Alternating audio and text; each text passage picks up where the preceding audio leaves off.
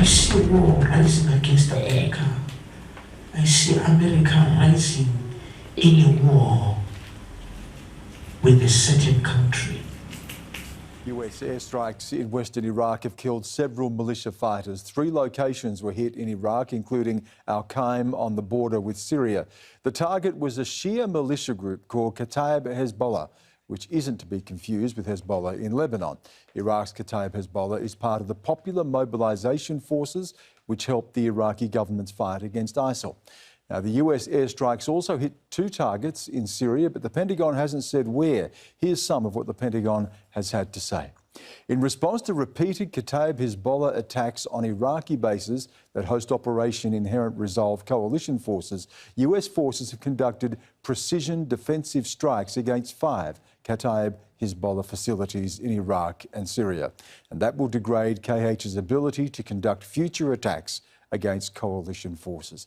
Let's go live now to Al Jazeera's Simona Faltin in Baghdad. And can you tell us the latest of what you're hearing about these strikes? Well, the Pentagon has, for the first time, confirmed that it has hit targets of the Popular Mobilization Forces in Iraq. Now, this is quite a significant development. The Popular Mobilization Forces have, in the past, accused the U.S. of striking its positions, but this was never confirmed.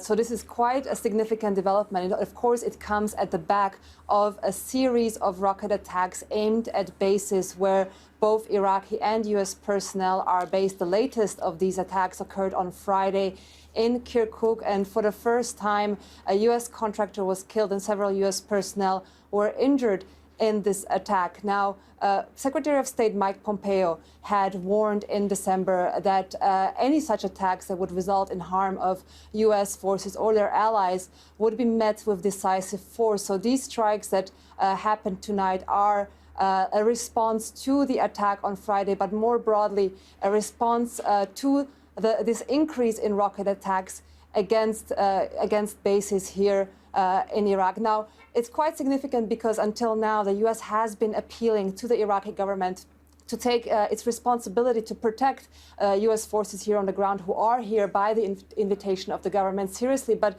there seems to be some sort of disillusionment with the government for not doing enough to really protect these bases, but also to not really doing enough to rein in these groups under the Popular Mobilization Forces, which are officially at least integrated into the armed forces. Of course, there have also been promises of many investigations, but very few of them, actually none of them, have really attributed responsibility. So it seems that the U.S. has decided to take matters into its own hands. This is quite a drastic development because until now, the U.S. has tried to rather keep a low profile because there is a lot of opposition to U.S. military presence here in Iraq, especially by these groups. And let's remember that the PMF has many groups that also hold seats in parliament, and there have been efforts to actually launch bills to try to expel U.S. forces. So it remains to be seen what reaction there will be to this strike by U.S. forces, both in parliament but also on the ground.